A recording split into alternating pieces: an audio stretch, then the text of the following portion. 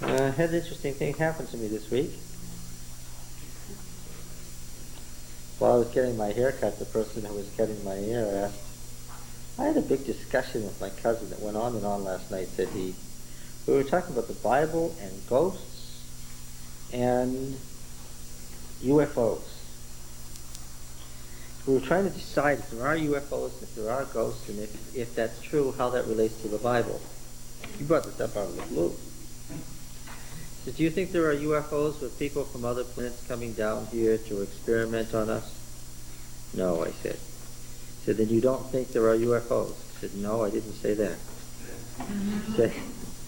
He said, well, I don't get it. He said, you asked if there were UFOs with people from an advanced civilization from another planet coming down here.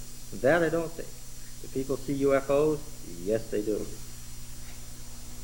He says, I don't get it. He says, well, I think that the folks they see are from right here on our planet. I think we share the planet with a superior race. We do? I said, yes, and I think that that's what the Bible tells us. He says, well, what about ghosts? I said, well, I think this superior race has been here a long time and has seen all the previous generations and knows everybody pretty well and can imitate their appearance. He says, the Bible says that? I said, yes, actually it does. And he says, those aren't the demons the Bible talks about, is it? I said, yes, I think it is.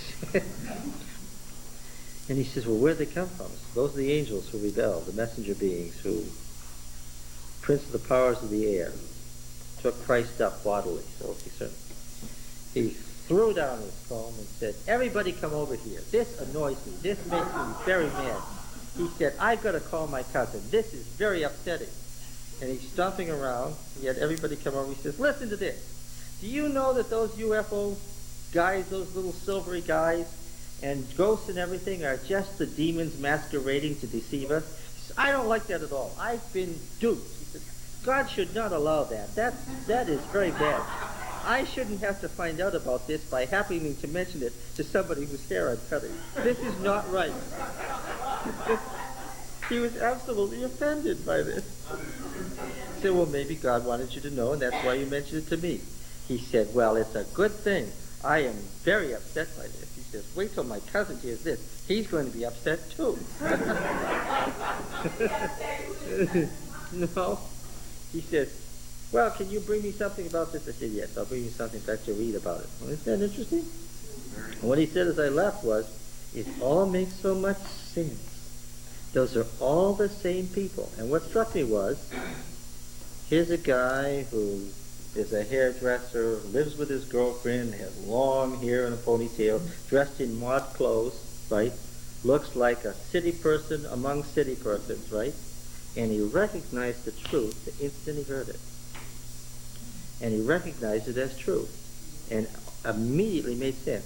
And the first question he asked is, why did God let that happen?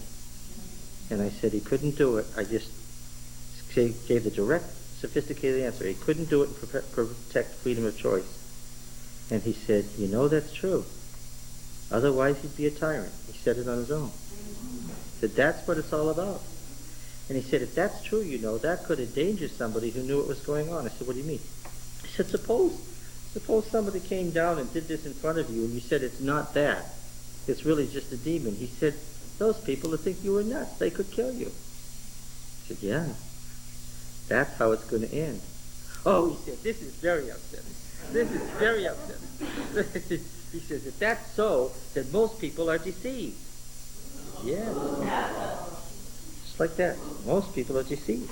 Yeah, that's true. Interesting, huh?